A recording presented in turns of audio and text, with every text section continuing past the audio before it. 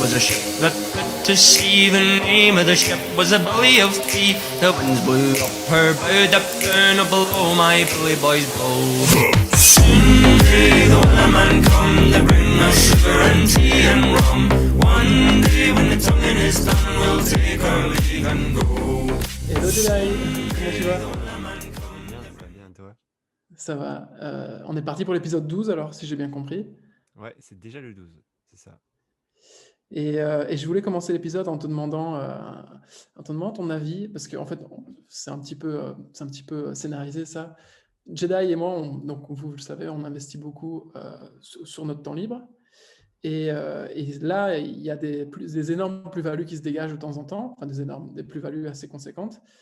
Et moi, j'ai un problème, Jedi a eu le problème, on n'arrive pas à se tenir la plupart du temps à une stratégie. Par exemple, si vous faites un x2 sur une crypto, revendre la moitié de ce que vous avez gagné revendre la moitié de votre bague, enfin, de votre sac de résultats. Ça, c'est un truc auquel j'ai beaucoup de mal à me tenir. Et tu m'as dit que tu avais mis au point récemment une stratégie et que tu l'appliquais religieusement. Et je veux trop savoir ce que c'est.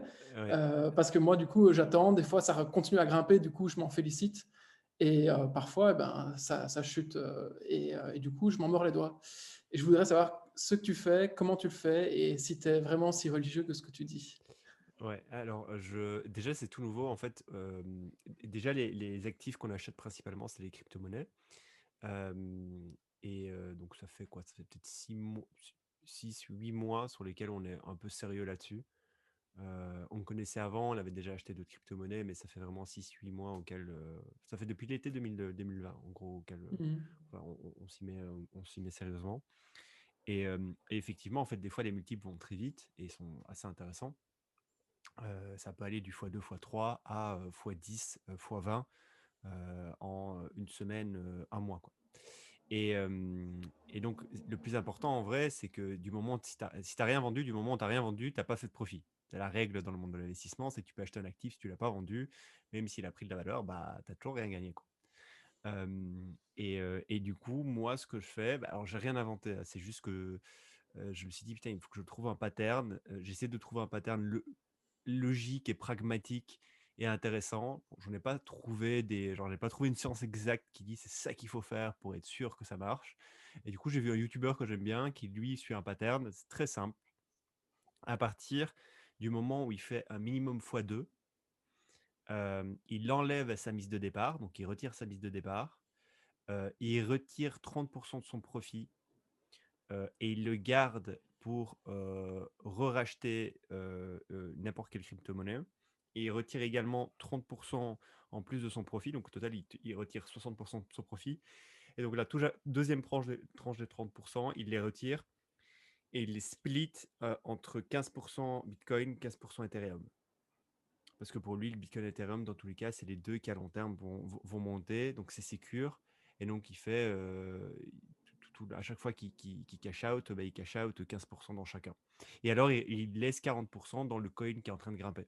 Et comme ça, il sait qu'il y a 40% qui restent, il a déjà pris du profit. Les 40% qui restent, ils peuvent descendre, ils peuvent même arriver à zéro. En vrai, ils s'en fichent un peu parce qu'il a déjà sécurisé sa mise de départ plus 60%. Le problème quand tu fais ça, c'est quand tu fais ça avec des petits montants. Parce que les frais de transaction, achat et vente et d'échange sont très élevés dans la crypto-monnaie. Ce qui fait que si tu mets 500 euros, tu fais x2, donc ça veut dire que tu es à 1000 euros, que tu cash out 500 euros, donc ta mise de départ, déjà tu vas peut-être payer 30% de frais. Donc ça veut dire que tu es déjà presque à 7%, 7-10% de dévalue. Et après, si tu cash out donc 60% des 500 euros restants, ça fait, je suis bon en maths, 300 euros, c'est ça? Ça fait des bricoles, quoi. Ouais, c'est en gros, tu te fais douiller avec les frais. Donc ça sert à rien de faire ça avec des petits montants. Je pense que le montant minimum, c'est 1000 euros. Euh, En dessous, c'est Par compliqué. pari, du coup. Ouais, c'est compliqué. Mais voilà, donc j'essaie de faire ça. Alors, est-ce que c'est religieux? Honnêtement, au début, c'était un peu freestyle. Et en fait, c'est ça le plus dur. C'est ça la leçon qu'il faut retenir, c'est surtout que ce qui est dur, c'est pas de mettre en place une stratégie, c'est de l'appliquer, quoi. comme tout. C'est pas de se mettre des règles et des bonnes résolutions, c'est de les faire. Et donc là, j'essaie vraiment de le faire même si je vois que pour le moment, le marché, il fait que monter et je me dis, mais non, ça sert à rien de sortir ma mise initiale. Dans tous les cas, ça va continuer à monter, tracasse. Mais la vérité, c'est qu'on a déjà fait ça plusieurs fois et puis d'un coup, ça s'écroule et on regrette, quoi. Donc là, non, j'essaie de le faire religieusement. Là, ça fait 3 semaines que je fais ça. Et j'ai déjà cash out 3-4 fois comme ça et c'est bon. J'ai pris du profit 3-4 fois comme ça et ça a l'air de marcher, quoi. Donc Ok. voilà. Est-ce que je vais l'appliquer? Est-ce que j'aurai euh, la force de me La l'imposer? rigueur. La rigueur de me l'imposer, je suis pas sûr, mais oui, pour le moment, c'est quelque chose auquel je commence à réfléchir en tout cas. Mm. Il On a fait part. un clubhouse d'ailleurs. On a pas mal parlé de crypto lundi.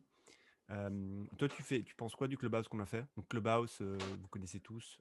Ça a duré quand même 1 heure, un peu plus d'1 heure. 1h30. Ouais. Je crois qu'il y a en live, dans les écoutes, il y a une quarantaine de personnes simultanées. J'étais trop content.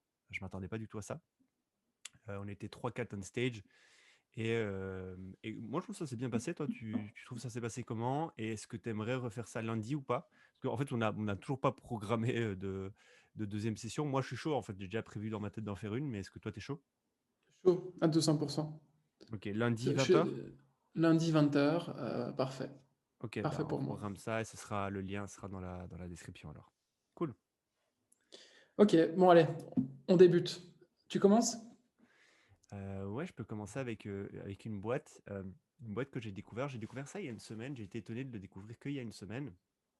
Et tu m'en as pas parlé. Alors, c'est dans le sens où c'est typiquement le genre de boîte, c'est sûr, tu m'en aurais parlé, tu m'en as pas parlé. Et je me dis, putain, je vais lui faire découvrir un truc, il va kiffer de ouf. J'espère que Et j'ai pas fait la même chose de mon côté. Est-ce que ça te parle, synthesis.is? Non, ça ne me dit rien. Synthesis.is, ok. Synthesis, donc synthesis.is, c'est une école en ligne pour des enfants entre 8 et 14 ans, créée par un des cofondateurs, c'est le mec qui a créé Adastra pour Elon Musk. Ok. Et en gros, ils ont transposé le Adastra en ligne. Et donc maintenant, il y a un programme payant où il y a des gosses qui y vont. En gros, c'est quoi Adastra? Donc, ça, tu vas expliquer après parce que tu as beaucoup plus d'infos là-dessus vu que tu es un maniaque de ce sujet-là. Mais vas-y, explique-moi un peu c'est quoi Adastra et puis je vais continuer sur ça. Je suis maniaque sur Elon Musk, mais peut-être pas dans le détail à ce point-là. Ouais, mais Mais le, en le tout cas, principe de pourquoi il a donc créé Adastra, Adastra, etc. voilà, donc Adastra, c'est une école originale lancée par Elon Musk pour ses enfants et pour les enfants de ses potes. Et c'est juste une private school qui a lieu chez lui. En tout Chez cas, à l'époque, ça avait SpaceX, lieu. je pense que c'est dans les locaux de SpaceX parce que Oui, pour le oui. coup, il y a un peu l'histoire là-dessus. Ouais. École de SpaceX, Et, c'est ça? et, Enfin, les locaux et, plutôt. ouais, et donc voilà, mais du coup, ils n'engagent pas des profs traditionnels, ils engagent plutôt des makers, des gens qui ont fait des trucs, des gens de l'industrie. Je pense que c'est assez poussé, mais ça fait un bail que j'ai plus du tout été fouiné. Du coup, sans doute que Ouais. tu vas m'apprendre des nouveaux trucs avec Synthesis. Ben, je connais juste, je crois que c'est même toi qui m'avais parlé d'Adastra. Et donc, j'ai découvert Synthesis parce qu'en fait, il y a une des cofondatrices qui a tweeté là-dessus il y a une semaine pour dire c'est bon, on est live, c'est n'importe quel gosse peut s'inscrire. Et en gros, c'est donc confondé par Josh Dan, qui a été le prof principal d'Adastra, donc des enfants d'Elon Musk et des enfants de ses potes. C'est un programme pour les 8-14 ans. Le modèle, c'est 1 heure par semaine. Ça coûte $180 par mois. Je trouve pas ça si cher que ça pour ce qu'ils proposent. Après, je vais t'expliquer. En gros, ils ont essayé de gamifier l'éducation avec, avec de la collaboration, du problem solving et de la pression permanente. J'ai pas fait de test. J'ai regardé des enfants jouer à ce truc-là, mais en gros, il y a des teams, 5 à 10 personnes, 5 à 10 enfants. Ils sont sur Zoom et ils sont projetés sur un site web où ils doivent faire. J'ai l'impression que si tu joues pas, tu comprends pas vraiment les règles. Enfin, en tout cas, les règles sont pas publiques. Je pense qu'il faut s'inscrire pour comprendre les règles. Et en gros, il faut nettoyer la carte. En gros, c'est une constellation. La carte, c'est plein d'étoiles qui sont liées entre elles. Elles sont mal liées entre elles. et tu as des règles avec des contraintes et il faut que toute l'équipe arrive, prenne une partie de la carte et arrive à nettoyer la carte. C'est très bizarre ce que je suis en train de dire parce que moi-même, j'ai pas joué, donc j'ai pas compris l'entièreté des règles. Mais en gros, j'ai regardé pas mal de feedback des enfants. Ils répètent tous la même chose. Synthesis me permet, a comme principe fondamental la résolution de problèmes en team. Donc, c'est pas un jeu solo, c'est un truc que tu fais en team. Donc toi tout seul de ton côté, si tu veux penser de ton côté et résoudre le problème de ton côté, ça va pas marcher, il faut que tu le fasses en team. Les règles et la mécanique et le game design est fait pour que ça soit fait en team. La deuxième chose, c'est que tu as des mécaniques de pression. Donc si tu n'avances pas rapidement, si tu prends pas des décisions rapidement, tu perds. Et pendant le jeu, les règles changent. Donc pendant l'évolution avec ton équipe, à un moment donné, il y a les règles du jeu qui changent. Et donc il faut t'adapter aux règles. En gros, c'est la vie, quoi. Mhm. C'est un jeu en team où tu es en pression permanente et les règles, elles changent tous les jours. Bon, c'est un peu la vie, quoi. Et ça a l'air assez incroyable. J'ai voulu, je ne l'ai pas fait, j'ai voulu m'inscrire pour le podcast et genre faire une game avec des enfants et me rendre compte un peu à quoi ça ressemblait. Bon, je ne l'ai pas fait, mais je serais chaud de m'inscrire, prendre un abonnement, voir si je passe. Je pense quand même qu'il y a une sélection et ils vont voir que j'ai pas 14 ans. Mais voilà. Tu peux peut-être être un enfant de 14 ans crédible si tu fais semblant. Il faut essayer. Ouais. Grave, si je. Ouais. Mais il y a moyen de faire un free trial session, je vois. Mais c'est ouf. Et tu sais quoi, quand je vois la Khan Academy, on va aussi en parler dans un podcast de la Khan Academy, parce que c'est un modèle qui est intéressant et qui est, et qui est complètement révolutionnaire. Mais je regrette tellement de. Enfin, en fait, je regrette pas, parce que quelque part, la Khan Academy, je peux la refaire même maintenant, tu vois, à notre âge. Et sans doute que pour certains sujets, ça nous ferait du bien de la refaire. Mais j'aimerais tellement avoir 14 ans à l'heure d'aujourd'hui. Ça doit être, je sais pas, les potentiels de learning sur Internet sont tellement plus accessibles qu'à l'époque. Grave, grave, grave. Et d'ailleurs, ils recrutent. Donc voilà, je te le dis. Ouais. Toi qui aimes beaucoup, je sais qu'ils sont en train de recruter. Ils recrutent pas mal de monde. Principalement des facilitateurs pour aider les enfants à avancer sur les jeux. Donc voilà. Check ça. Je trouvais ça Tu te trop, retrouves trop cool. avec les enfants d'Elon Musk qui ont un QI 2 fois supérieur au Alors, tien. ouais, alors là, par contre, ouais, c'est ça. Mais alors, tu viens exactement de dire la première chose que j'ai pensé. Donc, sur le site web, tu peux regarder des témoignages d'enfants et tu peux même voir des enfants en train de jouer. J'étais pas comme ça à cet âge-là, hein. Tu Mm. vois que c'est pas le même niveau. C'est pas fait pour. Enfin, je pense que c'est fait pour un certain type d'enfant avec un certain niveau. Peut-être que je me trompe, hein, peut-être que l'enfant en difficulté peut aller et se débrouiller, mais compliqué, quoi, je pense. Ouais, Ok. compliqué. Je vais tester. Mais bon, Je vais à tester tester, ça. à tester, à tester. Et donc, tu me parles, attends, tu viens de parler de Khan Academy, mais genre, Khan Academy, c'est un truc pour coder, non, ça? Je sais plus Non, exactement. la Khan Academy, c'est une école pour, en fait, pour tout le monde, mais spécifiquement pour les enfants, avec des cours qui sont donnés par des profs. Et c'est sur un tableau noir, tu vois, ils font des beaux dessins, etc. C'est vraiment 100%. C'est fait par Salma. Je pense que c'est Salma, son tuteur handle, un truc comme ça. Et en gros, il a levé des fonds avec Elon Musk, Ok, avec attends, Bill ça me dit Gates, rien. Comment etc. t'écris Khan Academy? K-H-A-N? Ouais, la Khan Academy. Parce que moi, Et je c'est des connais cours de les. physique, d'histoire, de géo, Ah oui, de ok, maths. ok, ouais, ouais, ok, ok, ok, ok. Ok, je vois, ouais, ouais, grave. Et Maintenant, c'est je vois ça. gratuit, Le nom me disait pour un le truc. coup. C'est gratuit, ok. Ouais. Ok, c'est assez ouf.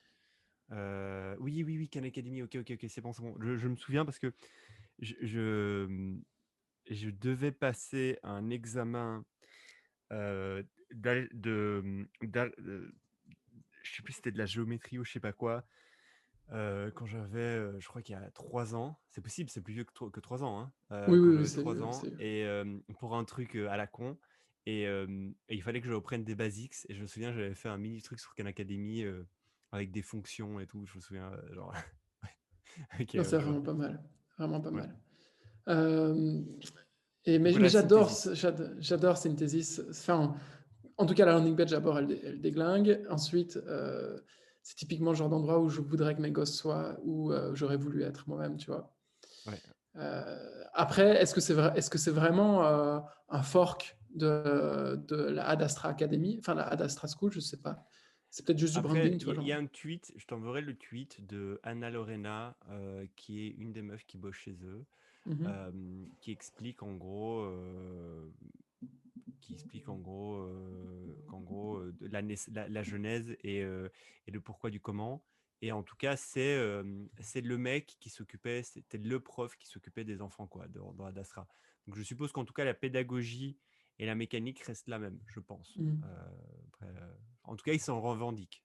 Tu vois, c'est dit partout qu'ils s'en revendiquent. D'ailleurs, sur la landing page, je crois que la première tagline, c'est un truc avec Elon Musk. Donc je me dis, bon, ouais, c'est une phrase d'Elon Musk. Quoi. Donc je me dis, bon, Ouais, j'aime beaucoup. cool, cool, cool. Donc voilà, je voulais te faire découvrir ça. Et j'étais étonné que tu l'aies pas. Ah, Tu l'aies c'est pas complètement sous le sorti coude. de mon radar, là. Pour le coup, je ne l'ai pas vu passer. Merci Bon, beaucoup. avec plaisir. Vas-y, dis-moi. Alors, moi, je voulais te parler d'un truc cette semaine. Je voulais te parler du marketing qui ne se ressent pas comme du marketing. C'est ce qu'il y a de plus fort, on le sait. Alors, tu vois, dans notre expérience de grosse, et même dans les rengaines qu'on voit au fur et à mesure des jours, sans cesse sur YouTube, sur LinkedIn, etc., c'est toujours, il faut faire des LinkedIn, ads, il faut faire du l'antre de. SEO, ouais, ouais, l'antre de la mort. Euh, il faut emailer des journalistes, il faut automatiser les réseaux sociaux, il faut faire un post par jour, etc. Et je me dis, à chaque fois, je me dis, ok, tout le monde le sait, quasiment tout le monde le sait. Les gens qui ne le savent pas, eh ben, ce pas des gens avec qui tu as envie de bosser de toute façon. Alors, je me dis, fuck it. Et puis, je suis tombé sur un studio qui s'appelle Mischief. Je ne sais pas si tu connais. Attends, non, Mischief. Ok, laisse-moi te ok. présenter. Je le vois, là, il saute sur son écran, là, sur son clavier. Et donc, c'est un studio qui fait du drop marketing at scale. Et en gros, toutes les 2 semaines, depuis plusieurs années, ou depuis en tout cas plusieurs mois, euh, ils mettent sur le marché un produit complètement what the fuck, complètement random, et à tous les coups, ils font un buzz avec. Ils ont levé 10 millions de dollars récemment, et on se dit, mais ok, d'accord, quelle est la sauce, quel est l'ingrédient, tu vois, quels sont les ingrédients qu'ils utilisent. Mais en fait, ils sont en train de bâtir un culte, vu qu'ils font un drop chaque semaine, les gens sont fans, ils sont euh, Ça veut vraiment dire quoi un drop accros. chaque semaine? C'est genre ils sortent un nouveau produit chaque Et semaine? oui, tu vois, c'est le drop marketing, STIR, dont on va parler dans un des épisodes, en fait beaucoup aussi. Ok, On ok. appelle ça aussi du engineering marketing dans certains cas. Donc, en gros, c'est créer un produit qui vient et qui est complètement complémentaire au produit principal que tu vends pour attirer des utilisateurs Ok, en ok, ok, masse. ok. Ok. Donc voilà, et ben eux ils font pareil, mais ils font avec ça avec des produits digitaux, ils font ça avec des produits physiques, ils font ça un peu avec tout. Donc toutes les 2 semaines, il y a un produit qui tombe. Pour chaque produit qu'ils créent, il y a vraiment la viralité au sens pur du terme qui est inscrite dedans. Donc en gros, tout le monde en parle directement. En fait, tout produit qui sort de leur studio, dans tous les cas, tu te dis, OK, là, il peut y avoir une tagline dans un journal et ça va faire le buzz, c'est sûr et certain. Et ensuite, le dernier ingrédient, c'est la scarcity, donc la rareté. À chaque fois, ils en mettent que quelques-uns sur le marché, quelques centaines dans le meilleur des cas, tu vois. Alors, je vais te donner des exemples de produits qu'ils ont sortis et tu vas trop kiffer, j'en suis sûr. Les chaussures de Jésus, Jesus Shoes. En gros, ils sont allés, donc ils ont pris, tu vois, les Nike qui ont une semelle transparente et Ouais. ils ont mis de l'eau du Jourdain, donc c'est le fleuve qui passe et qui est sacré dans la religion chrétienne. Et ils ont mis donc du coup de l'eau du fleuve du Jourdain. C'est un fleuve ou c'est une rivière? Je ne sais pas. Je suis Je sais tellement pas. inculte. Bref, et du coup, ils ont vendu ces Nike-là, 1400 $ sur leur shop. Ok. Et ça a fait une furie. Les gens ont fait du coup, ils ont fait comment est-ce que tu appelles ça encore Du avec Gary Vee, flipping, en tu veux fait, dire? du flipping. Ok, Voilà. Et du donc, flipping, ok. ils ont revendu ça sur eBay, etc. Il y a même Drake qui a porté des chaussures, donc un truc de malade. Ils ont créé la Mystery Box. Donc, c'est une box qui t'envoie chez eux, qui t'envoie chez toi, pardon. Ça te coûte 100 $ de l'acheter, mais si tu la gardes pendant 100 jours et que tu ne l'ouvres pas, tu peux la réexpédier et ils te donnent 1000 $. Et il y Donc, a tu quoi dans la vois, box? mais on ne sait pas. Enfin, je suppose qu'il y a des gens qui ont craqué, qui ont ouvert la box. Il y en Ok. a d'autres, plein, qui l'ont renvoyé pour gagner 900 $, tu vois. Et donc, en gros, tu vois, ils ont vraiment un truc, qui est inscrit dans l'ADN. C'est vraiment il y a une viralité de ouf. Je vais te donner un autre exemple. Un bang poulet.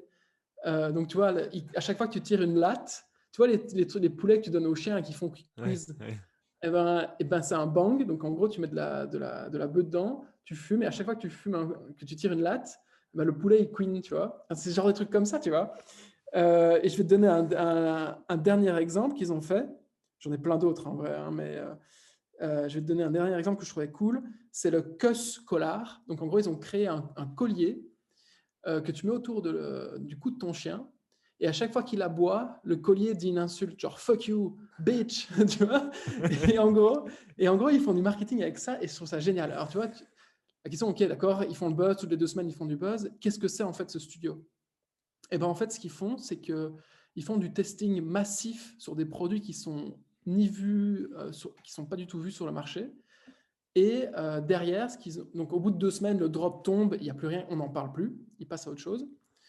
Et, euh, et par contre, il y a une autre boîte derrière qui reprend le concept, parce qu'il y a une marque, etc., qui est liée avec, et qui le distribue à grande échelle. Et c'est une marque qui est complètement pas corrélée avec la marque Mischief. Ok, donc Mischief fait une espèce de lancement éclair que sans Ouais, produit maintenant. Et puis si ça fonctionne, il y a quelqu'un d'autre derrière qui récupère, qui rebrande le tout. Comment ça se passe? ils Il- rebrandent, mais ils utilisent le même concept parce qu'ils ont accès aux patents, mais c'est pas du tout la même brand que celle de Mischief. Ok. Je t'enverrai là-dessus. En fait, ils ont une landing page qui est bien sûr cryptique et qui est incompréhensible, tu vois, parce que en gros, ils disent, ouais, bah, téléchargez notre apps, on vous release les drops toutes les 2 semaines, vous allez voir ce qui va venir. Et en gros, tu es tenu dans la boucle, tu as tout le temps envie de savoir ce qui vont sortir, et à chaque fois, c'est magique. En fait, ils sont basés à New York, je crois, ils sont moins d'une trentaine. C'est des Attends, mais comment designers, ça des s'écrit? C'est marketeurs. Miss M-I-S? Non, alors c'est Mischief, ça se prononce, mais ça s'écrit M-S-C-H-F. Euh, C-H-F. Ok. Mischief Box. Ok, ouais, je suis tombé dessus. Et ils font XYZ, c'est ça? ouais, Oh et ils sont à putain. chaque Oh, fois oh repris là dans les là là journaux, là. etc. Ouh là là, ça fait mal aux yeux là. Ouf. Oui, ok. Le site fait mal aux yeux. Euh... Jesus Shoes, ouais, je vois. Bon. C'est Il y a plein c'est de ouf. trucs sur le sujet. Je trouve ça génial. Euh, Très conceptuel. Je kiffe.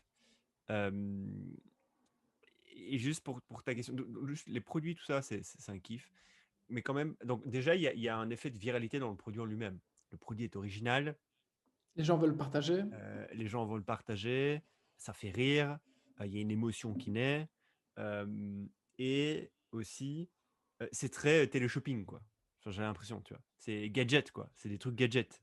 Et du coup, ça intrigue, ça intrigue. Tu vois pas ça tous les jours. Donc déjà, il y a cet effet-là qui fait qu'il y a un partage qui se crée quand quelqu'un découvre. Tu vois, moi, si je découvre les chaussures, obligé, je te les partage. Voilà, tu vois. Ça me paraît normal. Donc déjà, il y a ça. Il y a word of mouth qui se crée naturellement. Après, il y a aussi, et ça, pour le coup, c'est pour revenir au sujet de euh, c'est quoi le marketing et c'est quoi la viralité. Des fois, il y a de la viralité, il y a du marketing. On pense que c'est organique et naturel, et en vrai, c'est orchestré. Tu vois. Typiquement, je pense pas que Mischief fasse genre ils balancent un produit, donc le premier produit ils l'ont balancé et c'est bon, c'est devenu viral. Tu vois. Je pense que ça c'est de la Non, luck. ça c'est. Quand tu balances un truc et que les sens s'écoulent grâce à du referral et du word of mouth. Je Bah, pense surtout que attends, pour les 10 premiers produits, ils ont dû contacter v'là les magazines PR, v'là les Twitter accounts, v'là les Instagram accounts, faire un partenariat avec eux, ce qui a fait qu'il y a une brand qui a commencé tout doucement à se créer, puis il y a eu du word of mouth, et ainsi de suite.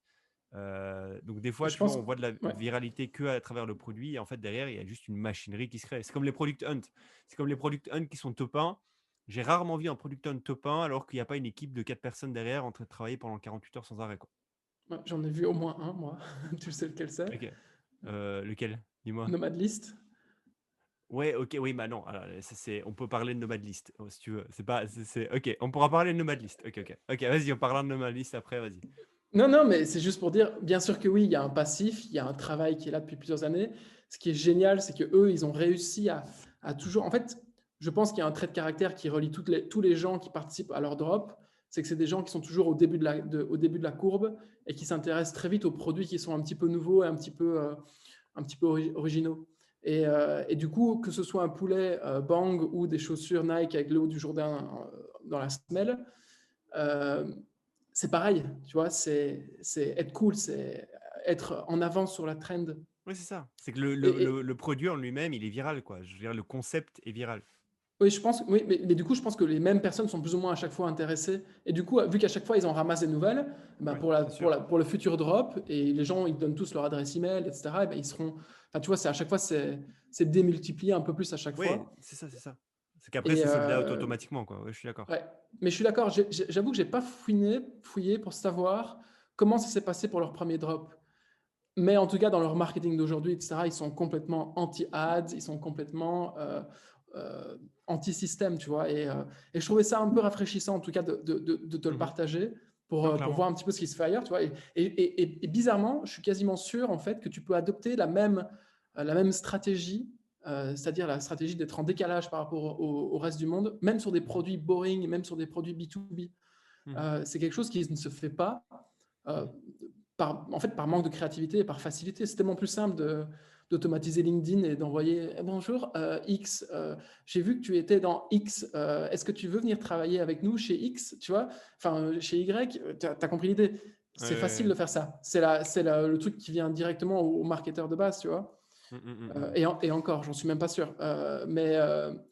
Mais moi, je suis sûr, et c'est pour ça, on en revient à la discussion qu'on avait eu la semaine passée, par exemple, le même marketing, je suis sûr que c'est un truc qui va fonctionner en B2B Mhm, mhm. en B2B et même en Ouais. B2C. Mais tu vois, par exemple, tu m'as dit que les chaussures avec l'eau du Jourdain, il y a un rappeur, tu m'as dit quoi? Je sais plus qui. Drake. Drake qui les Voilà, a achetés, qui les a Drake qui en apportés en tout parle. cas. C'est ça. Euh, Tu vois, je me dis, est-ce du hasard? Si c'est du hasard, c'est une putain de chatte. Mais la vérité, je pense qu'il doit y avoir un mec dans leur team qui est certainement, peut-être, je sais pas moi, genre il a bossé dans des trucs de mode aux Ouais, US, mais il oui. était avec que les clients, c'était que des stars. Et évidemment, il s'est dit, bah, ce que je vais faire, c'est que je vais essayer de créer une relation avec des rappeurs, parce que je sais qu'un jour, on va sortir un produit qu'un des rappeurs pourrait mettre en avant. Donc ça se met en vrai, il était pote avec Drake depuis un an, il lui dit, eh tiens, justement, regarde ce qu'on vient de sortir, tu vois. Et ça c'est faire du marketing quand même, tu vois. Et Oui, bah, donc, c'est oui, build une probablement. relation avec des stars pour après faire le leverage avec eux. Il y a des SaaS, par exemple, qui font ça. Il y a des SaaS qui font ça, qui essayent de build des relations avec des gens qui ont déjà des networks pour le jour où il y a un lancement, une nouvelle feature, ils font le leverage avec eux. Je me souviens, justement, en parlant de ça, Phantom Buster avait fait ça avec Josh Fetcher. C'est Josh Fetcher, non, je crois. Ouais, Ouais. si tu te souviens de ce Alors, mec-là, là? Phantom Buster, pour ceux qui ne connaissent pas, c'est un tool d'automatisation Ouais, c'est ça, no code. No marketing. code. Ouais. C'est ça, exactement. En gros, tu peux automatiser v'là les tasks quand tu as plein de trucs à faire, surtout quand tu es en market.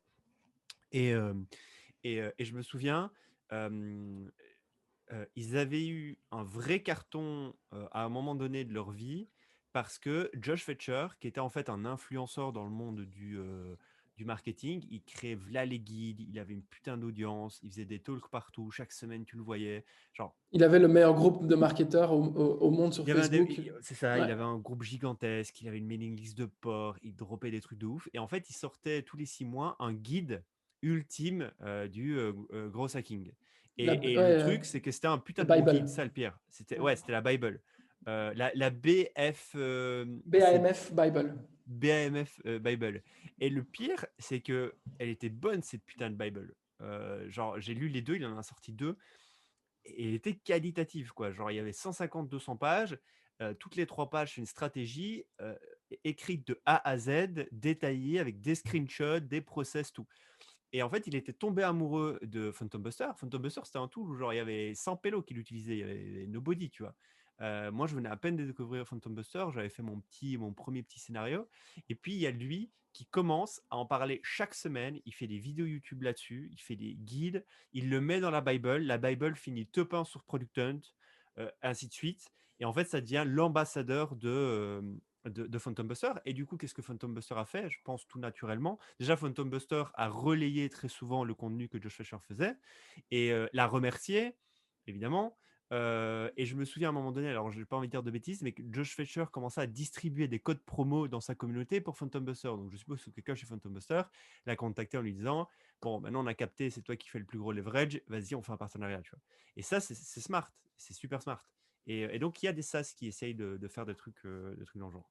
Mais Ce type, Josh Fechter, je me rappelle, il s'est fait afficher par DHH, tu vois, dans un de ses tweets. On en reparlera une autre fois, mais il a complètement disparu de la circulation. Aujourd'hui, il fait un tool d'écriture, je pense, pour aider les gens qui créent du contenu, qui écrivent du contenu à le faire beaucoup plus à l'ère du jour, quoi. C'est-à-dire pas écrire avec un bout de c'est papier pas un ni sur un Word. GP3-like, là. Il me casse les couilles à sortir de. Je connais pas. Désolé pour Je le connais mot, pas. mais si, le GP. Ah non, non, non, non, non, non, non, non, non, Ok, c'est pas ok, ça. c'est pas ce truc-là, ouais. Non, c'est genre, tu t'écris, c'est juste, en fait, c'est un médium sous stéroïde où tu peux écrire, on te dit, ouais, là, tu te répètes un peu, refais ça différemment. Enfin, apparemment, Ok, c'est plein ok, ok. d'aides pour les écrivains. Donc, et vu que Ok. lui, son rêve, c'était d'être écrivain, apparemment, ben voilà. Ouais, il a une agence aussi, il a une putain d'agence où il y a une grosse équipe qui déboule et font des services marketing. Donc, je crois il a une bonne Et je pense qu'il s'est cash viré de cow. cette agence. Je Je sais pense, pas, hein. j'en sais rien. Non, Il en travaille vrai, plus. je connais pas le type, mais j'en sais rien. Mais, mais ouais, et on parlait de Nomad List. Je sais pas, c'est long Attends, sujet, mais ouais, vas-y. vas-y, vas-y. Non, Vas-y, vas-y. non, vas-y. Non, Mec, mais avant d'attaquer Nomad List, parce que je sais bien je sais très bien ce que tu vas me dire, je sais aussi tu sais aussi ce que je vais te dire. Juste le dernier drop dont j'ai oublié de te parler, qu'ils ont fait, vas-y. Mischief, c'est extraordinaire. Ils ont racheté un laptop Samsung qui avait 6 malwares donc dans leur ordinateur Ok. et qui a causé 95 milliards de pertes au système financier. Ok. Donc les malwares ont fait dysfonctionner le système financier, où on volait de l'argent, etc. Ok. Et ils l'ont vendu sous scellé. Et devine combien ils l'ont vendu? Ils l'ont vendu 1,35 million de dollars. Voilà. Là, c'est de l'art, là. C'est plus de l'art, du Oui, coup. mais Là, on c'est rentre ça. vraiment dans l'art. C'est un Et, objet, et c'est c'est un pour ça que je t'ai symbole. dit, Mischief, c'est vraiment un ovni. Tu peux pas dire, OK, c'est un studio de lancement de produits bête. Non, ils font autre chose. Ils font du digital, ils font du produit physique, ils font de l'art. Il y a des trucs où ils perdent de l'argent volontairement, il y a des trucs où ils en gagnent énormément de façon dérisoire. Enfin, tu vois, ils sont inclassifiables et c'est ça que je trouvais bien. Alors, vas-y, abordons Nomad List. Ouais, c'est pas abordons, mais c'est juste que j'étais pas d'accord sur le fait que il y a quelqu'un qui était top 1 sur Product Hunt sans faire de marketing. Tu sais pourquoi? Gros Non, Nomad mais List, tu m'as dit 4 personnes qui travaillent rien qu'à ça. Non. Peter ouais, Levels, ok, donc il a créé la même chose que un Mischief, empire. un empire et un passif. Et chaque fois qu'il lance un produit, c'est comme Elon Musk quand il parle de Dogecoin sur Twitter, ça explose. C'est ça, Ben, c'est ça. Peter Ouais, Levels, dès qu'il ok. parle d'une nouvelle feature, ben, ça explose aussi. Moi, le seul truc sur lequel j'étais pas d'accord sur Peter Levels, donc Peter Levels, c'est le mec qui a fait Nomad List. C'est un influenceur sur Twitter, on va dire, autour des makers, autour des etc. Je crois qu'il fait 1 million de revenus annuels avec plusieurs de ses SaaS. Et c'est juste qu'en gros, lui, il est genre contre le marketing. Il dit les stratégies marketing, ça sert à rien. Tout ce qu'il faut faire, c'est build. Et si ton produit est bon, tu seras une star. Build, build, build, build. Je suis totalement contre ça. Un bon produit mal Non, mais distribué, il va aller nulle part. Un mauvais produit mal distribué, bah, il va aller quelque part, mais il va très vite chuter. Un bon produit bien distribué, c'est le mélange parfait. Et du coup, c'est juste que le mec est contre le marketing, mais par contre, ça fait 6 ans et il tweet 30 fois par jour. Euh, mais tu le sais tout autant que moi, Et c'est ça, que c'est du marketing. c'est Ça, c'est du building public, c'est du marketing. En plus, ces tweets, des fois, c'est random, c'est nul, ça veut rien dire. Et voilà. Et des fois, c'est des vrais tweets où c'est structuré et tu vois que le mec a passé une demi-heure à écrire son tweet. Mais en gros, c'est comme si tu faisais du marketing pour ta boîte, en fait. C'est juste que mais tu sais c'est très une bien que stratégie building public. être anti-marketing, c'est du marketing aussi. Et donc, Oui, voilà, c'est ça. C'est et ça. quand ils En crachent gros, sur les gens qui font des ads contre la Silicon Valley et contre les VC-funded startups, ben, c'est parce qu'il sait très bien que c'est lui, ça. il veut faire une scission dans le monde entre les gens qui sont comme lui et les autres. C'est Et c'est ça. très Et bien donc, que un des la meilleurs marketing, radicalité, ça drive. Ouais. voilà, c'est la polarisation. C'est en fait, si tu es à l'extrême d'un des spectres et que tu craches sur quelqu'un, donc si tu as des ennemis et tu as des super fans, c'est ça ton vrai marketing, c'est ça ton vrai levier. Quand tu es au milieu et qu'il y a des gens qui t'aiment un peu et des gens qui te connaissent pas et deux personnes qui t'aiment pas, en vrai, n'as aucun levier. Par contre, si tu es dans un des spectres, dans un opposé des spectres, là, par contre, tu peux faire levier sur l'armée qui te suit parce qu'en fait, ils sont trop fans de toi et ils pensent qu'il y a un grand méchant qui est là-bas, tu vois. Donc, ouais, de ouf, de ouf, de ouf. Et ouais, mais c'est juste que c'est plutôt une question de terminologie et juste le mec, il est saoulant sur le fait qu'il est toujours en mode oui, non, le marketing, ça sert à rien, il suffit de créer. Parce que le problème, c'est que par contre, dans ses followers, tu as vraiment des mecs qui pensent qu'il suffit de créer. Et du coup, tu te retrouves avec une armée de mecs sur Indie Hackers qui t'écrivent: ça fait 6 mois que je crée un produit et j'ai pas de clients. Et en plus, voilà, personne ne veut de mon produit. Bah, Mais tu t'as vois, pas lu son livre? T'as lu son livre? non, j'ai pas lu son livre. J'ai pas lu son Mais livre. dans son livre, il dit pas, enfin, il dit pas il faut créer dans votre cave. C'est pas du tout ça qu'il dit.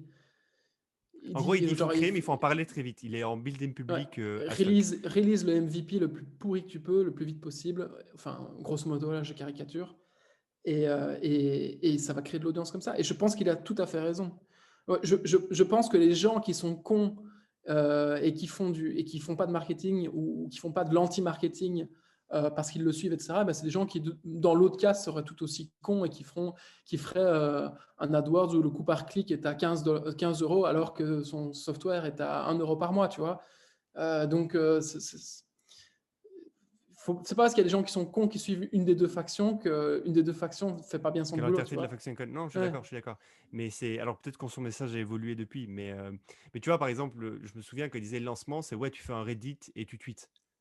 Ouais, mais cool, mais ton Reddit et ton tweet, ils vont te permettre de faire quoi comme croissance? Enfin, je veux dire, tu vas avoir un lancement, et puis c'est un plateau. C'est un plateau toute ta vie. Et donc, non, build un bon produit, tu feras un plateau, et le plateau, il montera tout doucement, au lieu d'avoir une exponentielle. En fait, c'est juste qu'il est contre les exponentielles. Il préfère un plateau sain qu'une exponentielle dangereuse, Mhm. fondamentalement. Et voilà, Peut-être, ouais. voilà. En parenthèse, le type là, il est assis sur une mine d'or. Ah bah Genre, oui, oui, non, mais c'est là-dessus, il y a pas. Par contre, le mec est brillant, Covid. Ouais. il est brillant, il exécute comme un porc, très bon communicant, enfin super quoi Je suis là-dessus. d'accord. Enfin, il y a aucun problème là-dessus. Je l'admire et je le jalouse même de sa capacité à créer et à vendre de la façon dont comme il le fait quoi. En parlant de ça, justement, je vais rebondir sur un truc.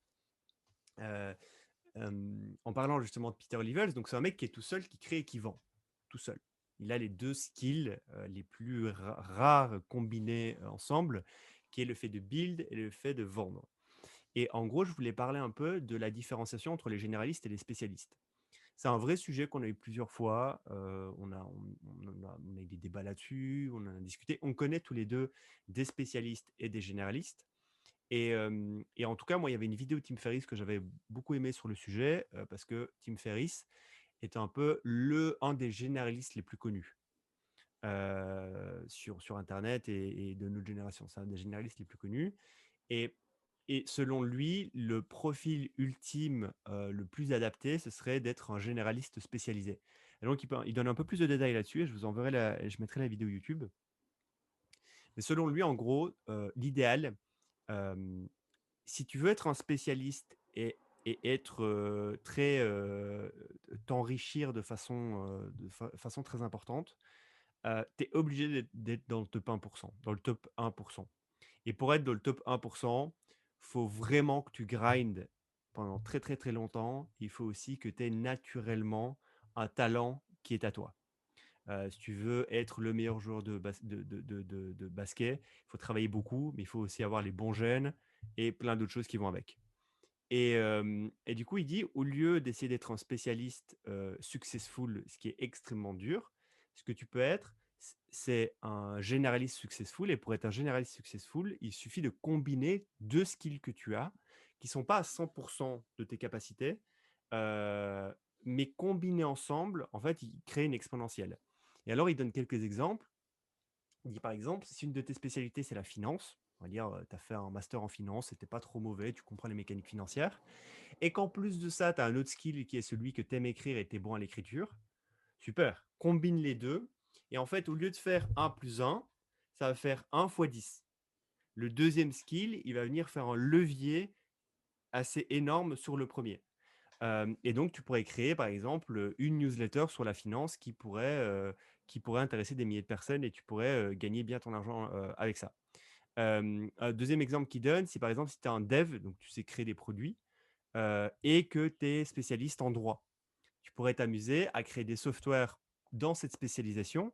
Et en fait, il prend toujours le principe de rareté. Il dit c'est rare d'avoir quelqu'un qui est spécialiste dans les deux. Souvent, on a un dev qui doit être accompagné peut-être par quelqu'un dans le domaine du droit s'il veut créer un software pour le domaine légal, ou alors inversement.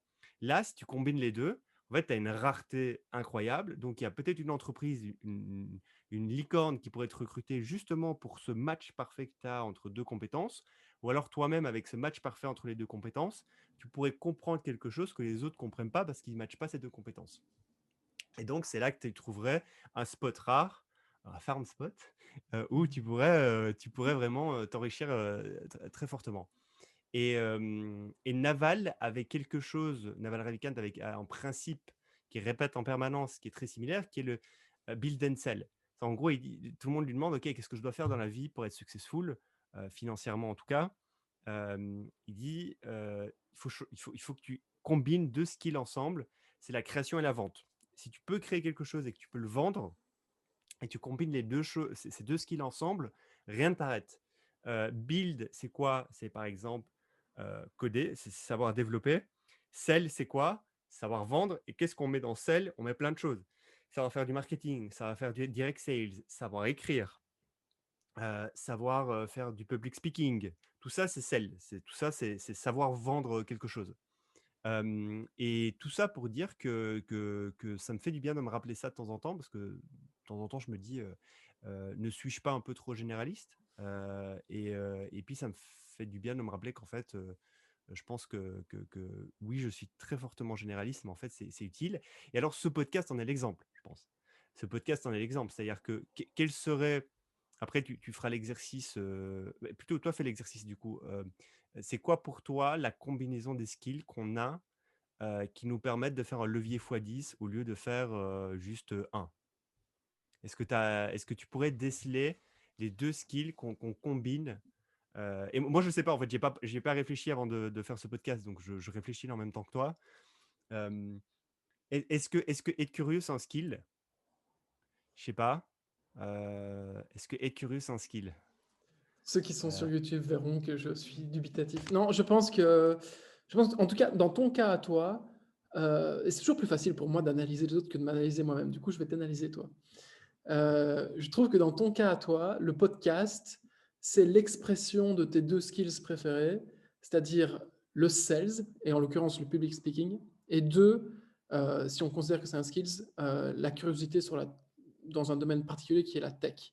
Donc en fait, tu as trois éléments. C'est un peu comme l'ikigai, tu vois, c'est les trois cercles qui se, qui s'entrecroisent. Et au milieu, tu as le sweet spot. Et ton sweet spot à toi, c'est de parler.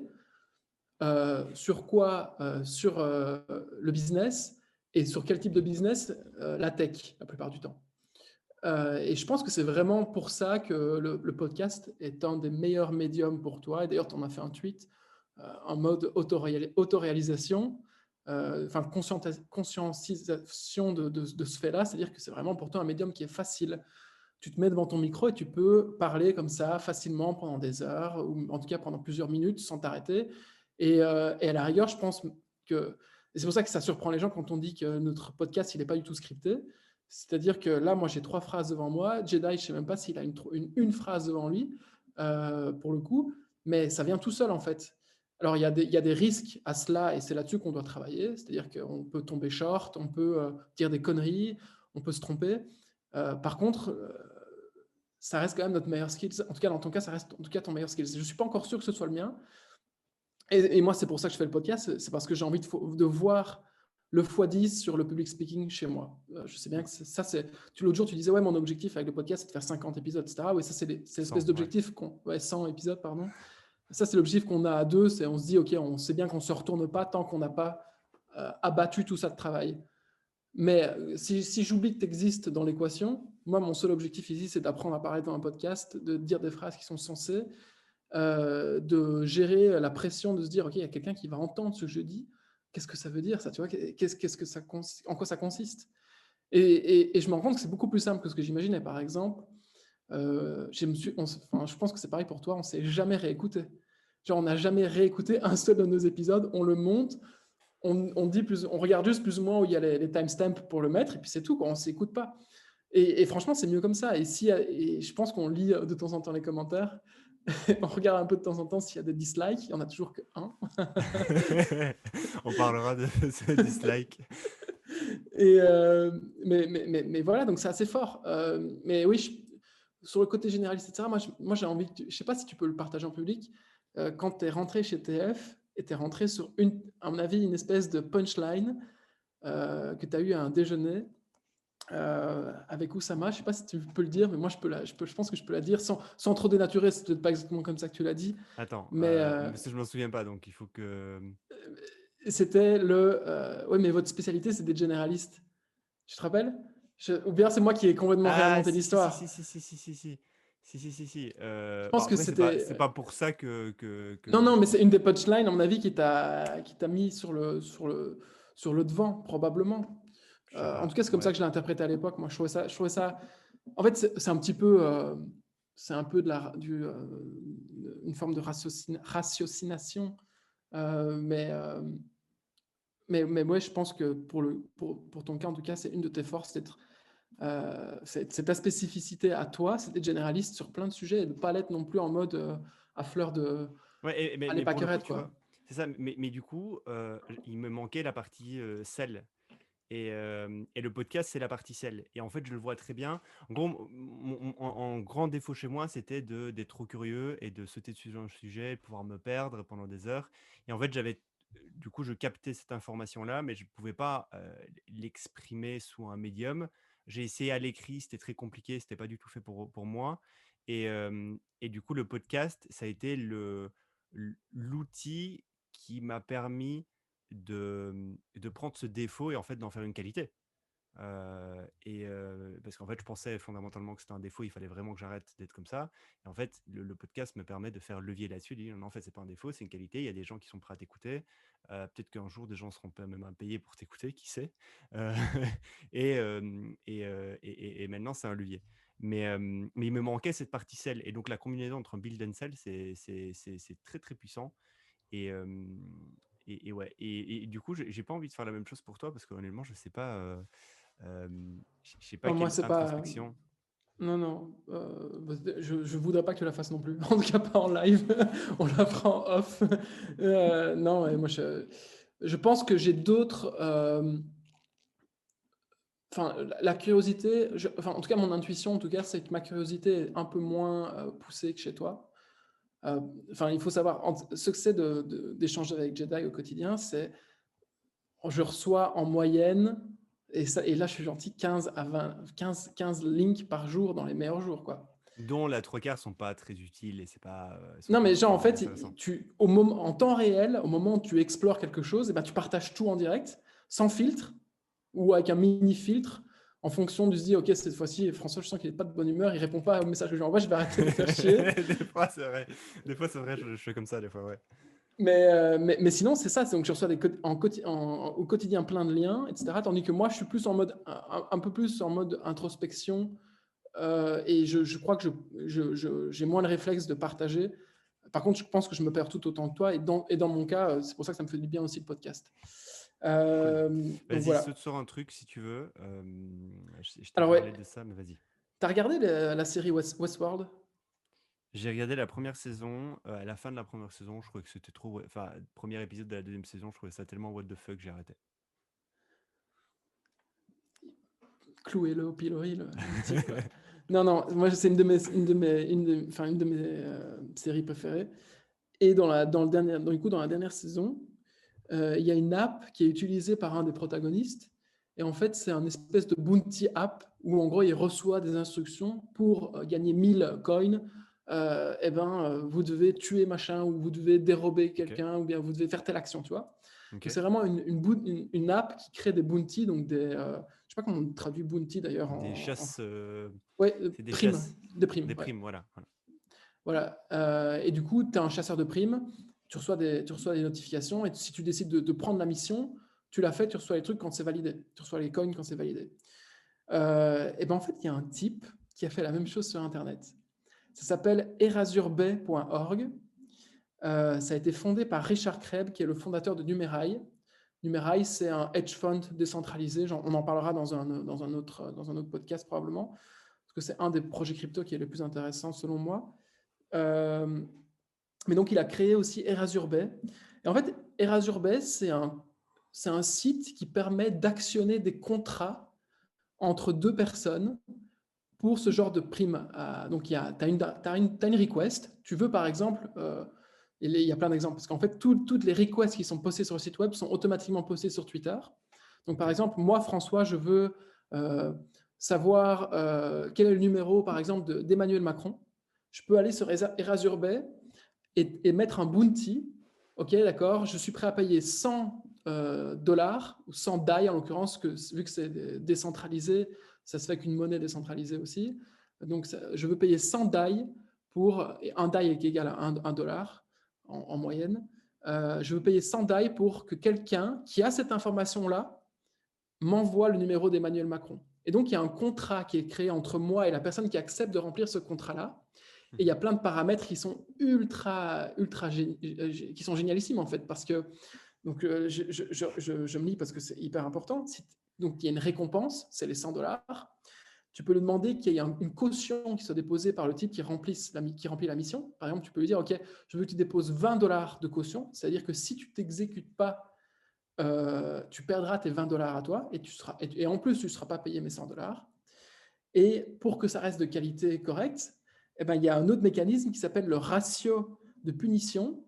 C'est-à-dire que si jamais tu es un connard et que tu veux punir tout le monde pour ne pas payer le bounty que tu as promis, alors que le gars t'a vraiment délivré l'information que tu voulais, eh ben, à chaque fois que tu payes, il y a un fee qui est prélevé aussi, par exemple de 0,1%. Donc dans ce cas-là, par exemple, ça pourrait être 10 dollars, enfin de 10%, ce serait 10 dollars dans ce cas-ci, dans les cas où tu actionnes le mécanisme de punition. Donc, en gros, je dis, je ne veux Ok. pas te payer, et ben, ça te coûte 10 dollars de ne pas payer quelqu'un. Donc, en gros, tu vois, c'est un site à ce que tout le monde soit aligné. Et il y a plein de mécanismes, c'est super intéressant. Ce qui est génial, tu vois, c'est que c'est partagé. À chaque fois qu'il y a une request, elle est partagée automatiquement sur Twitter. Et donc, tu peux regarder le fil Twitter, il y a tout Donc, et c'est quoi rien le qui est Twitter demandé. account? C'est quoi le C'est handle? Erasure Bay. Tu tapes Erasure Bay, tu vois, par exemple, qu'il y a des gens qui demandent, OK, Ouais, mais je on veux écrit avoir comment les Erasure Bay parce que ça m'a l'air compliqué là. R-A, E-R-A. E-R-A-S-U-E-R, U-U-R-E, pardon, et B, B-A-Y, Putain, ça a l'air compliqué. E-R-A-S-U. Ouais. U-R-E-B-A-Y. Ok, ouais, je l'ai là, c'est bon. Et c'est vraiment, Ouais, il y a un petit côté punk, techno, tech punk, je trouve ça génial. ouais. Et tu peux vraiment tout demander en fait, c'est vraiment Ouais, request ouais, avec là, un je vois, par bounty. exemple, la dernière request qui a été faite, c'est un tutoriel dans un blog post avec le code comme exemple qui montre comment exporter la data des signaux du Reddit Wall Street Wall Street Bet, Bets. ouais, Ouais. ouais. Ok. Et ok, donc en gros, ils ont fait une plateforme, c'est une marketplace de gigs, mais décentralisée. Exact. Mais Ok. c'est des geeks qui, la plupart du temps, peuvent être soit de vrai, soit de faux. Ils disent que tu peux demander un mème, que tu peux demander de l'art, etc. Ouais, ouais, Mais tu montres ce que tu je veux. me vois pas demander un design sans faire des allers-retours, tu vois, typiquement. Donc, ce type d'aller-retour n'est Ouais. pas encore prévu dans le contrat. Donc, ok, donc il n'y a pas de mécanique où. Mais déjà, par exemple, comment tu.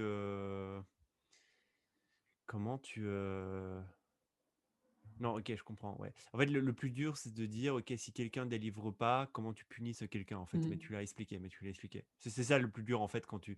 En gros, C'est en un vrai gros, problème sur les marketplaces c'est d'aujourd'hui ça, déjà. c'est ça. En gros, il y a 4 ans, j'avais fait une petite formation. Non, il y a 4 ans, j'avais fait une mini formation sur les dApps. dApps, c'est des applications décentralisées. En gros, pour apprendre à créer des petites applications décentralisées. Et un exemple, c'était super, aujourd'hui, on va décentraliser Uber, l'application Uber. Donc, on va faire en sorte que un chauffeur puisse recevoir une commande d'un client qui n'est pas Uber, qui soit à l'intersection de les deux, donc que le paiement se fasse automatiquement dès que la course est terminée. Et l'avantage, c'est quoi? C'est que le chauffeur sera rémunéré plus que s'il passait par Uber parce que Uber prend un cut. Donc, on avait fait ce truc. Et le problème, et du coup, je connaissais un mec qui bossait chez Uber, et donc je lui dis, tiens, on est en train de faire un Uber décentralisé for fun, tu vois. Faudrait que tu regardes ce qu'on est en train de faire. Mais genre, c'était for fun. Et le mec me dit, je trouve ça vraiment débile, les gens qui essaient de décentraliser des services comme Uber, parce que ce que les gens ont fondamentalement pas compris, c'est que on veut passer par des services centralisés pour justement un service d'assurance. En tant que client, je veux pouvoir faire appel à Uber parce que si je suis une meuf et je me fais violer le samedi soir par un Uber, je veux pouvoir me retourner contre Uber, que Uber soit responsable, attaquer Uber en justice et que Uber ait des emmerdes et le chauffeur aussi. Mauvais Euh, exemple, parce que du coup, Uber a Hyper nié ça mauvais. pendant des années. C'est bien un mauvais exemple. Et vous avez compris, en gros, ce que je veux, c'est que, par exemple, moi, allez, tu vois, je prends souvent des Uber et il m'arrive très souvent. Par exemple, le dernier, il y a quelques mois, j'ai pris un Uber. Le mec, il nous a amené 1 heure et demie de Paris. Ça m'a coûté une douille. J'arrive, il me dépose. Le mec oublie de fermer la course. Et donc, il fait le chemin du retour. Il me facture la moitié. Donc, il fait le chemin du retour. Et à la moitié du chemin du retour, je vois qu'il m'annule la course. Je suis baisé, tu vois. Donc, qu'est-ce que je fais? Je contacte Uber. Je dis, ouais, en fait, il y a un problème là. Regardez la map. En 2 minutes, ils m'ont remboursé l'entièreté de ma course. Tu vois. Et c'est ça que je veux. C'est pour pas réfléchir à toutes les emmerdes annexes que je pourrais avoir. Donc oui, je veux un service. Et s'il y a une emmerde, je veux que ça soit réglé en 2 minutes. Tu vois, pareil avec Deliveroo. Tu vois, je commande Deliveroo. Une fois sur deux, les mecs, ils zappent un truc. Tu vois. Une fois sur deux, ils oublient un truc dans le restaurant, oublie un truc. Ben, je veux pouvoir contacter Deliveroo et lui dire, écoute, il y a un problème, voici une photo, rembourse-moi. Et le mec me rembourse immédiatement.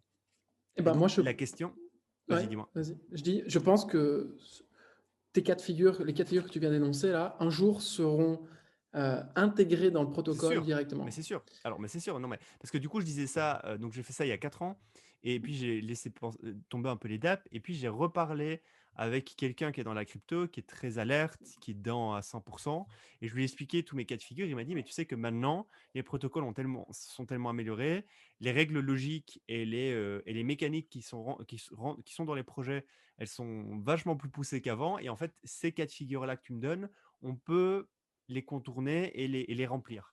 Et donc oui, et donc typiquement une marketplace de gigs, tu as plein d'emmerdes possibles inimaginables entre en échange de services. Il y a le système de punition, etc., etc. Mais après, par exemple, il y a le système de preuve. Comment, je sais pas, si tu m'envoies, si c'est une photo, par exemple, tu me dis fais un design, je t'envoie un design.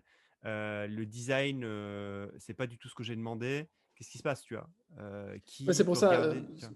c'est pour ça que le cas du design, en l'occurrence, je trouve qu'il n'est pas encore, il est pas encore adapté à Erasure, mais, euh, mais typiquement un dataset cleané, tout ce genre de trucs-là, un morceau de code, ça, c'est des trucs qui sont vérifiables. C'est soit tu arrives à l'exécuter, soit tu n'arrives pas à exécuter, soit tu as vrai, soit tu as faux, tu vois. Donc, c'est beaucoup plus simple pour pour ce cas de figure-là. Ouais. Et je trouve ça super bien. Et je trouve ça, enfin, bon, ça m'a fait rire de voir ça. Non, Et non, je non, le c'est suis cool, depuis des Erasure. mois. Et ils sont quoi? Donc, comment ils gagnent? Enfin, je suppose qu'ils prennent un Alors, cut. je sais pas du tout. Je sais absolument pas comment ça se passe de ce point de vue-là. Je sais pas si c'est un projet qui est là, comme on en a parlé juste avant, un espèce de drop pour exposer NMR, donc Numerai, qui est le projet principal, ou si ils arrivent à générer de l'argent par rapport à ça. En tout cas, il y a eu pas mal de buzz il y a quelques mois par rapport à Erasure. Euh, et, euh, et même, tu vois, genre, il y a des gens, et ça, je trouve ça génial, il y a des gens, par exemple, qui ont demandé, il y a quelques mois, des preuves vidéo de l'incarcération des Ouïghours en Chine, tu vois. Et en fait, il y a un type qui a répondu, qui a été payé en DAI pour avoir fourni une vidéo qui prouvait que, enfin, tu vois, je trouve que c'est vraiment très bénéfique, ce genre de plateforme, très vertueux. Ouais. Encore une Après, fois, il peut y avoir aussi des dérives, j'imagine, ouais. bien sûr. Mais non, Voilà. grave, grave, grave. Je sais pas comment il se rétribue. J'ai pas fouiné jusque-là.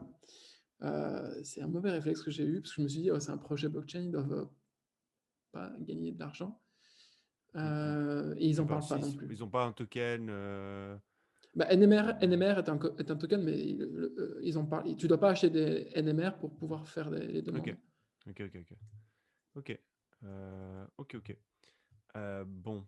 T'as un autre truc là Je sous le cherche pas de coude? fil, je suis en train de regarder. Euh, ok. Oui, j'ai un autre truc là, j'enchaîne si tu veux. Euh, alors, Après, j'ai juste une petite plateforme à te faire connaître, mais c'est pas quelque chose d'énorme. ok, Juste, je voulais que tu découvres. Mais vas-y. moi c'est une idée qu'on m'a pitchée en DM. Donc il y a quelques semaines, enfin il y a une semaine ou deux, j'ai fait un thread sur la créateur économie et sur les apps, enfin une catégorie d'apps qui selon moi, et selon nous d'ailleurs, parce qu'on y a réfléchi à deux, allait arriver était déjà sur le marché, juste que ça allait se segmenter, etc. Et il y a un type qui est venu qui m'a dit ouais j'ai bien aimé ton thread et je viens d'ailleurs d'écouter votre épisode sur les idées not safe for work. Voilà une idée que je te pitch. Et je trouve ça génial. Enfin, moi, ça m'arrive de plus en plus souvent. Ça m'arrivait pas avant. Toi, vu que tu étais chez TF avant, tu avais l'habitude d'être pitché régulièrement. Moi, ça m'arrive. Enfin, je trouve ça super, enfin, plus hyper C'est vertueux. stimulant. C'est stimulant. Et donc, il me dit qu'est-ce que tu penses de faire une plateforme qui permet aux stars, par exemple, de OnlyFans, de créer de l'ASMR on demand. Et Ok. directement, j'ai été hyper séduit par l'idée. Non pas que je sois fan d'ASMR, mais je trouve ça génial de se dire, OK, il y a peut-être moyen de proposer aux membres OnlyFans qui sont fans d'une créatrice ou d'un créateur et qui sont aussi fans d'ASMR, par exemple, via un bouton, tu cliques et tu es amené dans un processus où tu peux demander à la fin, en payant, un ASMR qui est personnalisé, soit en fonction d'un scénario, soit en fonction de ton nom, de ton prénom, soit en fonction de certains bruits ou d'une certaine ambiance, tu vois, comme ça. Et je trouve ça génial. Et je suis sûr que ça pourrait fonctionner, que tu pourrais te faire payer très, très, très, très cher en tant que créateur pour faire de l'ASMR on demand à tes clients. Et je suis sûr que c'est un truc qui est un peu shady comme ça, mais qui pourrait très vite générer de l'argent, qui serait très, très, très bon Non, mais là-dessus. alors, je pense. Vas-y, continue. Et c'est tout. Juste son nom, son Twitter handle, c'est Thibaut avec LT à la fin, underscore BND. Il réfléchit à le faire pour le moment. Et donc, si vous êtes chaud à le rejoindre, go. Il est sur Twitter. Moi, je trouve ça génial et je suis sûr que ça peut fonctionner. Je sais pas ce que tu en penses. Ouais, l'ASMR, pour ceux qui connaissent pas, en gros, je connais pas le mot technique, mais c'est en gros passer des petits bruits très chelous. J'espère que tu vas bien. C'est ce genre de Voilà, truc-là. le genre de truc. Et en gros, ça relaxe. En fait, c'est basé, alors je sais pas si c'est basé sur une science ou j'en sais rien, mais en tout cas, ça relaxe. C'est basé, je suppose, sur un principe auditif qui fait que certains neurones sont captés, d'autres pas, et du coup, ça relaxe ton esprit. Enfin, une connerie pareille.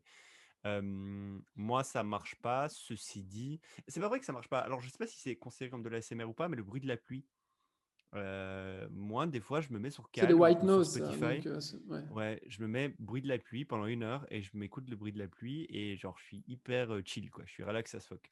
Je sais pas si c'est considéré comme de la l'ASMR ou pas. Et c'est très drôle que tu parles de ça parce que au début du premier confinement, je coachais des personnes qui étaient dans le secteur de coach de vie euh, anti-stress, session anti-stress, etc., qui faisaient du physique, qui devaient se mettre online parce que le physique, c'était plus possible. Et du coup, j'ai commencé à regarder pas mal de sites sur ce sujet-là, de tiens, comment on pourrait faire ce business online et le rendre rentable et même le scaler. Et je me suis fait targeter par un francophone sur YouTube qui était, je crois qu'il était psy. Psy, oui, je crois qu'il était psy. Et en gros, il vendait une formation ASMR à 99 € où il te disait, bon, bah, on peut plus faire du physique. Par contre, il y a une solution alternative qui peut vraiment vous aider. Tous mes clients, je fournis ça à tous mes clients, ça les aide sur le long terme. C'est l'ASMR. Et donc, il met son micro, il te montre un peu ce que c'est. Regardez toute la pub, ça a duré 2-3 minutes, il te montre ce que c'est. Il te dit, avec l'ASMR, tu peux résoudre A, B, C, D. Ça dure, c'est un programme d'1 heure. Et du coup, il me retargetait. J'avais été sur le site, du coup, il me retargetait avec des sessions YouTube où c'était que de l'ASMR. Donc là, il parlait plus, il faisait que de l'ASMR devant son micro, donc des petits bruits. Et je disais, ah, putain, il est vraiment bon ce mec, tu vois, il maîtrisait les outils marketing, il faisait ça bien. Un gros 99 € formation, bah, pas une formation, moi, genre un programme d'une heure où tu mets de la l'ASMR dans les oreilles. Et il y avait des morceaux que tu pouvais répéter en fonction. Il disait, par exemple, si tu étais très stressé, très anxieux, tu mets ce morceau-là. Si tu es très nerveux, tu mets ce morceau-là, ainsi de suite. Donc tout ça pour dire ça, mais il y en a qui en vendent des formations en France. Et alors le fait de demander du ASMR on demand, je suis sûr que ça peut marcher. Faut voir maintenant la taille de marché, ce genre de choses, mais je suis sûr que oui, il y a des gens qui seraient prêts à faire du. C'est simple, tu vas sur Fiverr. Je pense que si tu écris ASMR, tu dois certainement avoir, je vais aller là en live, tu dois certainement avoir déjà des prestataires de services qui sont prêts à te faire de Alors, l'ASMR. ouais, je pense que j'ai peut-être. Alors, tu vois, la preuve qu'il faut faire toujours. Il faut essayer de sortir de ses propres préconçus. Je pensais que lui, il faisait de la référence à l'ASMR pour l'ASMR, entre guillemets, sexy. Et c'est pour ça que je disais que c'était Not Safe for Ouais, ok, Work. ok, ok, ouais. Mais ça se trouve, Ah, en fait, pas du tout. Ça se trouve, c'est moi qui l'ai interprété parce que j'ai fait le lien OnlyFans. Il me parle de ouais, l'épisode ben OnlyFans, attends, parce etc. que, ouais, ben Mais je suis alors, sûr que. regarde, non, mais c'est Ouais. génial ce que tu viens de dire. Je peux pas vous faire un partage d'écran. Je vais sur Fiverr, fiverr.com. Je tape ASMR. J'ai 108 services, dont le deuxième, euh, I will record a bespoke sensual ASMR audio clip for Mhm. you. Not safe for work, 18 ans plus, avec une photo de sein. Donc oui, je crois que genre il y a des services déjà qui te permettent de, enfin des services, il y a des meufs, enfin, là pour le coup c'est une meuf qui te dit je te fais un truc hyper sensuel. Donc ça voudrait dire qu'il y a des types qui Qui demande s'excitent ça. Ouais. sur des meufs qui font des trucs ASMR. Donc ça veut dire que oui, il y a ce subset de niche qui est non pas le SMR pour être moins anxieux, c'est ASMR parce que le soir j'ai envie de faire des cochonneries tout seul et donc j'ai besoin d'un son mignon d'une meuf dans les oreilles. Et d'ailleurs, tu tapes ASMR sur YouTube, excuse-moi, c'est trois quarts, c'est des meufs, et c'est sensuel, tu sens que. Et Non, mais. après, il dira qu'il aime pas la ASMR. non, non, mais j'ai déjà été écouté. Et tu sens bien qu'il y a un truc sensuel, je sais pas, c'est chelou comme truc. C'est pour ça que moi, je trouve ça très chelou. Mais comme quoi, il y a des gens qui arrivent vraiment à traiter leur anxiété et ce genre de choses. Mais moi, la Et plupart attends, des trucs que si j'ai je tape. écoutés, Ouais. Vas-y. mais juste la plupart des trucs que j'ai écoutés, c'est une meuf qui est avec du rouge à lèvres en train d'avoir de la bave sur les lèvres et qui fait des trucs chelous. Hein. Ouais. Enfin, non, mais vraiment, Non, mais c'est c'est pour ça que ça, j'ai vu sur il y a YouTube. une catégorie, ouais, il y a une catégorie ASMR, par exemple, sur Pornhub, etc. Donc, je suis sûr que même pour les actrices porno ou les acteurs porno qui, euh, qui ont envie d'un complément de revenu, ça peut être vraiment une belle opportunité. Et il y en a qui se sont déjà spécialisés sur l'ASMR, tu vois, et probablement qui font l'ASMR généraliste.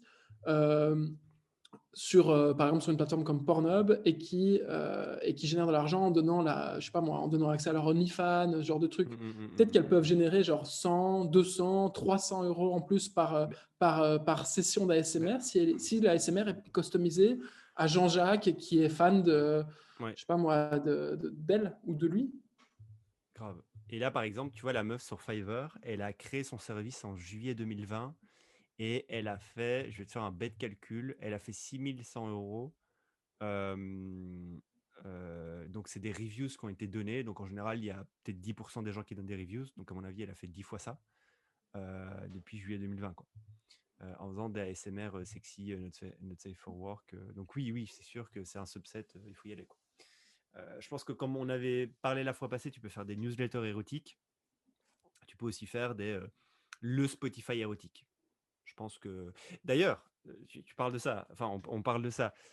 Donc là, c'est vraiment on demand. Donc, c'est-à-dire que tu payes pour avoir accès au ASMR de ta pornstar préférée ou Tu payes pour avoir un ASMR de ton OnlyFans. personnalisé. Ouais, Ouais, ouais. personnalisé, c'est ça.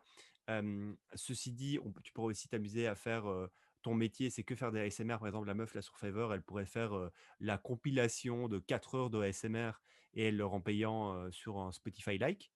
Et ce qui pourrait aussi se passer, non, c'est autre chose, c'est j'ai découvert qu'il y avait, en lien avec les newsletters érotiques, il y avait une plateforme qui vient de lever pas mal de thunes, j'ai oublié le nom, ça me fait chier, j'ai oublié de le noter, qui a créé un Spotify érotique.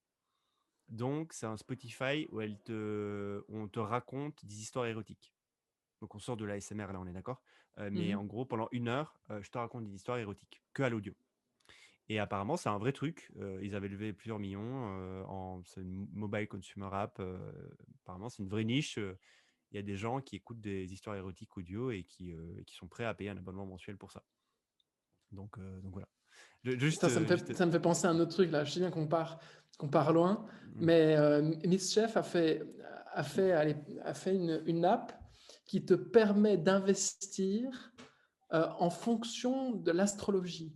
Donc en gros, tu as ton signe astro. rien à Et voir. oui, non, non, Rien à attends, voir. attends, non, mais tu vas voir, Vas-y, vas-y. là où j'en viens. Du coup, ils disent, OK, d'accord, bah, par exemple, tu es Sagittaire, le fondateur de Twitter est Capricorne, vous avez un match de 95, de 95%, allez-y, tu dois investir sur ce stock. Et ça a fait un buzz incroyable, tu vois. Et j'ai remarqué ça enfin, on l'a remarqué tous les deux, on en a parlé dans un des épisodes aussi où tu parlais de faire un Du super tarot? pire du tarot. Ouais. Les gens sont de plus en plus accros à ça et je me suis dit tout à l'heure, en regardant cette histoire de Mischief, mais putain, en fait, il y a peut-être trop moyen de faire un Tinder, mais pas basé sur les intérêts, pas basé sur le physique, etc., Je me mais fais basé targeter par une app. simplement. Je me fais Tu fais targeter déjà par une ça? app tous les jours. J'ai une putain d'app. Alors, tu sais pourquoi je me fais targeter par cette putain d'app? C'est parce que j'avais quelqu'un je coachais quelqu'un fin d'année qui était dans l'astrologie, qui est en train de faire C'est une pour app ça, Céline, n'en t'en fais pas. mobile consumer dans l'astrologie et mobile consumer dans l'astrologie et et du coup bah j'ai commencé à regarder parce que avec elle je regardais des sites, des machins, des trucs, des apps et du coup je suis rentré dans une liste, dans un targeting, dans une audience. J'arrête pas de me faire spammer par une boîte. Je me fais targeter en français, alors c'est peut-être pas une boîte française, ils ont juste peut-être traduit. Et c'est le Tinder de l'astrologie. Ouais. Genre en mode, on te match en fonction de ton signe astrologique et de ton ascendant et de l'alignement des planètes et ces trucs-là, quoi. Ouais. Je suis sûr. Et je sais pas si tu as vu, mais toutes les meufs partagent sur Instagram. Je sais pas si ça se fait toujours, parce que j'ai été absent d'Instagram pendant quelques mois. Mais à l'époque, les meufs partageaient tout le temps le signe du jour, signe zodiaque du jour, tu vois. Ouais, mais ça, Et c'est c'était ouais, genre, tu es une belle personne, quoi qu'il arrive. Partage ce message avec tes amis et quelque chose de bien va t'arriver. Enfin, tu vois, des trucs assez cryptiques qui sont pas du tout rationnels. Mais je pense que j'ai vu quasiment toutes les meufs que je connais le partager au moins une fois. C'est un truc, la en story boucle, basique quoi. noire.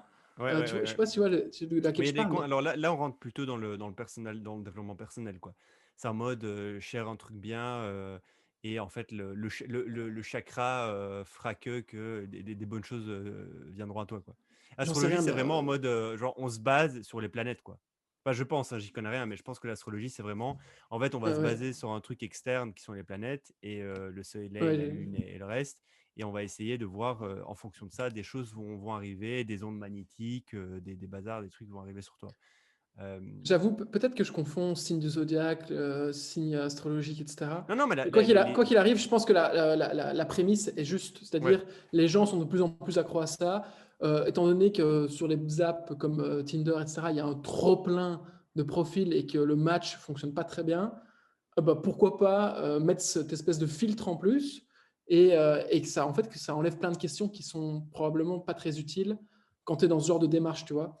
Même si je suis tout à fait dubitatif de l'aspect réel de la chose, tu Mais vois. ça reste toujours dur de faire un Tinder-like J'en sais rien. sur un Jamais testé. sous-segment. Non, mais je parle juste en tant qu'exécution, parce qu'en fait, t'es d'office, t'es capé. T'as un marché capé. C'est, je veux dire, tu fais l'astrologie, ben, t'es capé par les gens qui croient à l'astrologie, donc il y a un cap. Après, le cap est grand, mais t'as quand même un cap. Et, et en fait, surtout quand la barrière du cap, elle est irrationnelle, surtout, je pense. Tu vois ce que je veux dire? C'est-à-dire que la rencontre amoureuse générale, elle est là depuis l'histoire de la Terre. Donc Tinder peut être mass market. La moitié de la population sur Terre peut utiliser Tinder, tu vois, par exemple. Par contre, le zodiaque, c'est le cap, il est pas du tout rationnel et du coup, tu es vraiment limité, quoi. Par contre, il y a moyen de faire un joli side, enfin pas un side, mais genre une jolie app où tu génères, je sais pas moi, 1, 2, 3 millions par an peut-être. Après, Probablement faire une beaucoup billion plus. avec, ou mais plus, mais faire une billion avec et là, je te parle plus en perspective, en mode, est-ce que c'est possible Ouais, d'avoir une billion, quoi, tu vois. je suis d'accord avec toi, mais tu sais que tu connais aussi bien que moi la stratégie de Tinder, c'est d'acquérir toutes ces boîtes-là le plus vite Ouais, de possible. ouf, de ouf, de ouf, de ouf, de Et ouf. d'en faire une espèce de constellation justement C'est ça. d'app un petit peu verticalisée. Ouais, ouais, ouais. D'ailleurs, la preuve par exemple, je pense qu'il y a des Tinder pour les gens de confession juive, les gens de confession Ouais, musulmane, etc. Et ça fonctionne. j'avais rencontré en France le mec qui a enfin, je l'ai pas rencontré, mais il était à The Family. C'est le mec qui a euh, le plus gros réseau social de rencontres pour musulmans de France. Dizaines de millions de personnes sur son site tous les mois.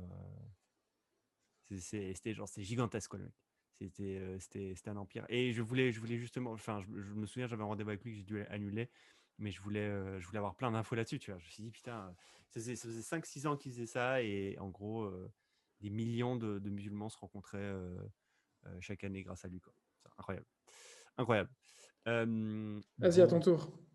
C'était Bah quoi le écoute, projet? j'ai plus grand-chose. Là, c'était juste une petite découverte que j'ai découvert récemment. C'est The Fascination, donc TheFascination.com.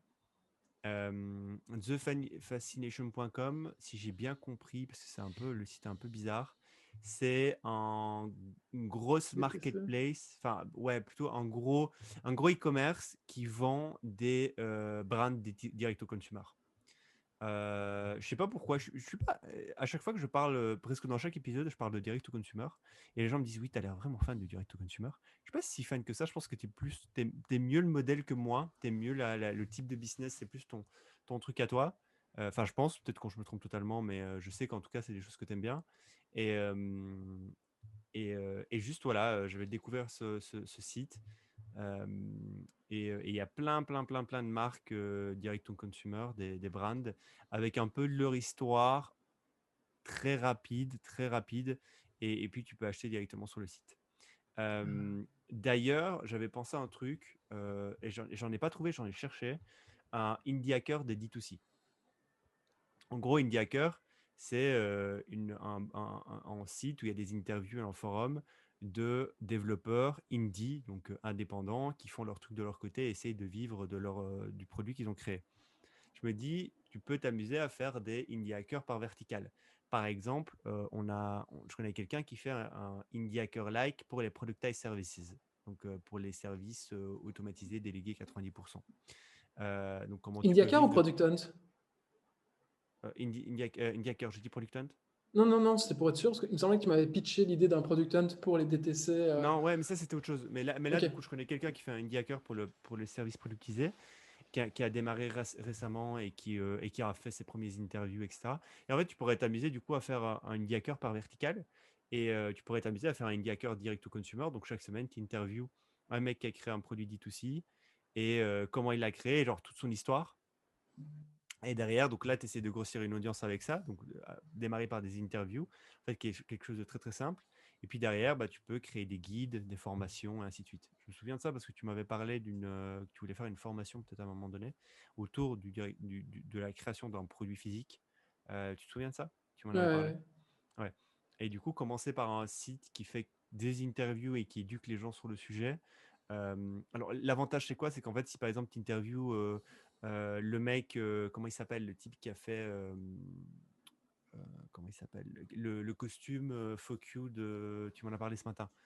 J'ai oublié son nom. Nathan Resnick de De Sourcify.co. Sourcify, on en a parlé dans un des épisodes. Bah, si tu l'interviews, lui, évidemment, il va partager son interview sur ses réseaux sociaux. Et donc, en fait, ça fait effet de levier sur leurs audiences. Et donc, tu gagnes des abonnés et des lecteurs grâce à leurs audiences. Donc, tu pourrais commencer comme ça. Et après, derrière, tu vends une formation. J'ai Community deux choses à, first. j'ai deux choses à dire par rapport à ça. Je ne sais pas par laquelle commencer, parce que je sais bien que ça va nous emmener dans des yaks incroyables si on commence à faire ça. Mais je vais te dire dans l'ordre. Pourquoi est-ce que je t'ai parlé du costume Fuck You? Finalement, je me suis dit que c'était Je sais pas. complètement, que j'avais pas eu envie j'avais pas envie de passer mon temps à faire ça.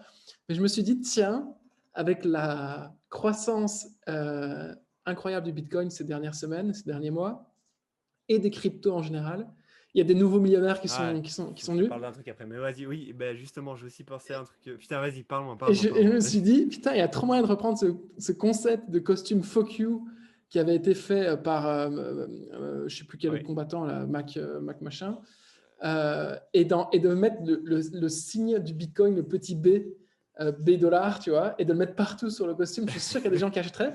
Puis je me suis Ouais. dit, ça doit être facile à faire. En plus, tu peux vraiment, vraiment faire un PR stunt C'est ça, incroyable ça c'est là-dessus. PR, ça c'est PR direct, ça c'est ouais. Mais, et puis je me suis dit, ouais, mais les gens qui achètent du Bitcoin, est-ce que c'est des gens qui mettent des costumes? Et je pense que la Ouais, plupart, non, si. Je pense qu'il doit y avoir des gros kékés. Enfin, non, pourquoi je dis kékés? C'est pas sympa du tout de dire ça. Mais il doit y avoir des. C'est pas que des geeks qui achètent des trucs, enfin, qui sont devenus millionnaires. Les 4-5 premières années, ok. Là, mec, t'as des millionnaires qui sont nés de nulle part. Et c'est monsieur, madame, tout le monde, ou enfin, un peu plus que monsieur, madame, tout le monde, si, tu vois bien, sur Instagram, moi, je suis des pseudo-millionnaires de la crypto. C'est cigares, Lambo, costume, c'est ça, hein. Donc oui, non, bah si je donc, pense, est-ce que tu penses qu'ils achèteraient un costume avec un petit mais Bitcoin écrit partout direct, comme ça? just for fun, il le ferait. Just Ouais, for fun, pour la photo, tu vois, pour la ouais. photo Instagram qui a le million de likes, tu fais, tu fais une photo avec ton cigare et ton costume Bitcoin partout. Mais j'ai exactement pensé à pareil, en fait, je m'étais dit, tiens, comment, là, vu qu'on est un peu dans la crypto et tout, comment je peux faire un truc autour de la crypto sans aller trop dans la technique. Et je me suis dit, tiens, je ferais bien un e-shop print on demand de fringues sur la crypto, tu vois. Et il y en a plein, il y en a plein. Il y a plein de shops avec un t-shirt, avec par exemple les mêmes de Elon Musk qui parlent de la crypto, des t-shirts avec les euh, few, par exemple, le mot few, F-E-W. Few, c'est J'adore genre. cette expression. Mais elle est incroyable. En gros, il y a un coin qui s'appelle c'est Yearn, c'est ça? Je crois que c'est Ouais. Yearn Finance.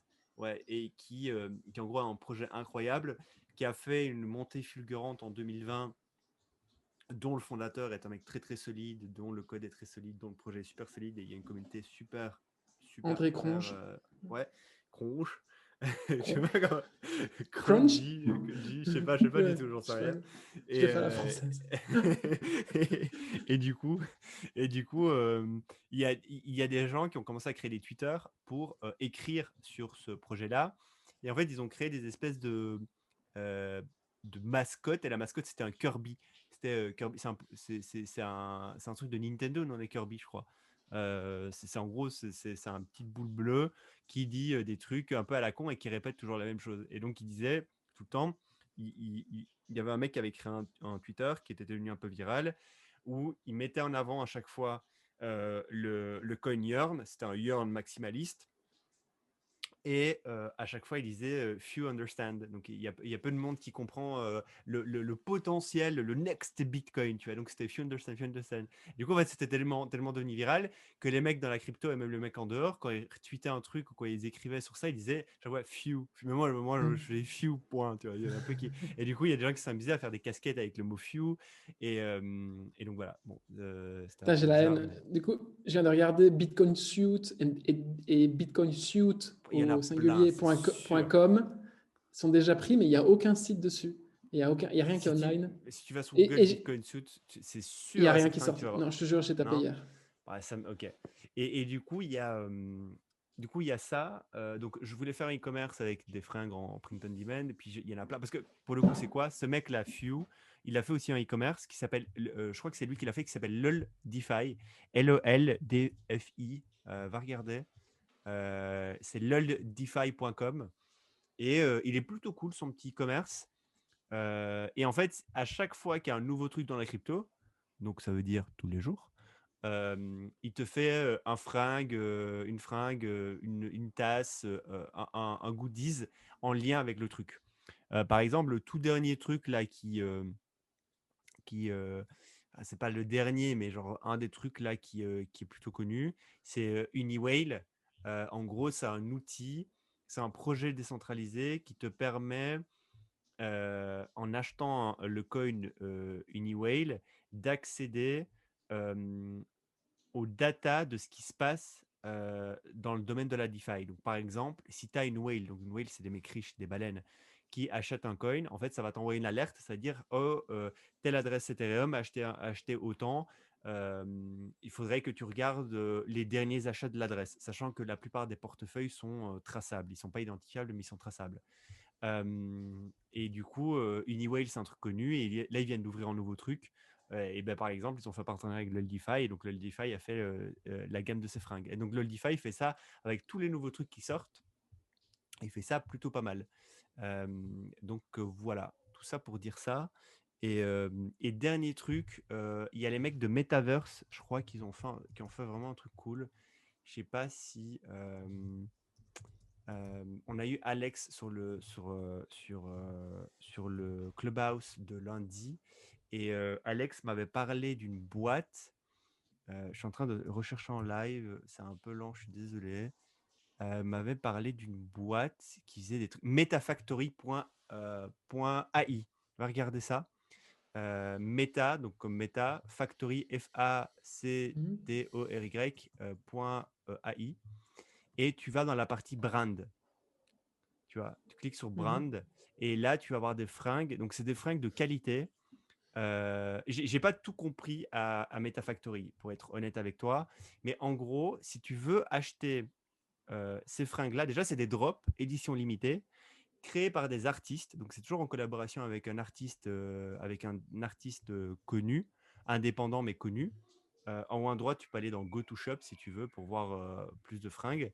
Et en fait, si j'ai bien compris, pour accéder au drop, donc par exemple, il y a 100 vestes et elles sont en édition illimitée, tu dois acheter des coins plus payer l'item. Donc si la veste coûte 100 balles, tu dois acheter déjà la veste 100 balles et en plus de ça, il faut que tu achètes un coin de Metafactory.